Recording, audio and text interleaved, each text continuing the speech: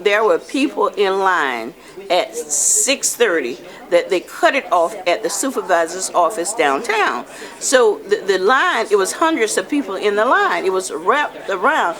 And they said if you wasn't in line by 6:30, they would not take your absentee. I don't understand that. If I can vote to 7 o'clock, then why can't I turn in my absentee in until 7 o'clock? The system should be fair.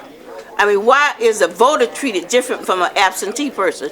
In many cases, an absentee person could be a handicapped person. It could be a disabled person.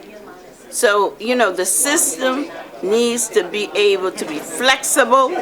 And of course, you know, we needed the entire 15 days.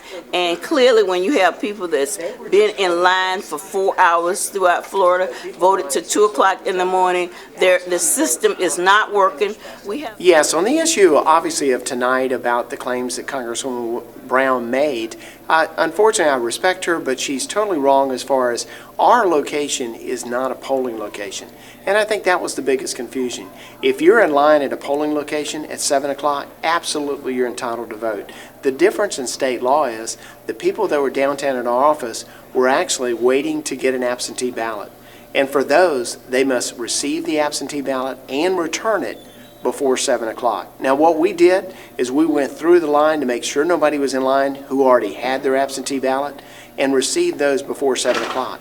But for those waiting to get one created, we also went through the line prior to 7 o'clock, around 6:30, and said, listen guys, if y'all can go to your precincts and get there in time before 7 o'clock, you will have an opportunity to vote because anyone in line at the precinct can vote if they're there by 7 o'clock. So again, what we did was facilitate to the voters to give them that option. If they wanted to stay in line, they could.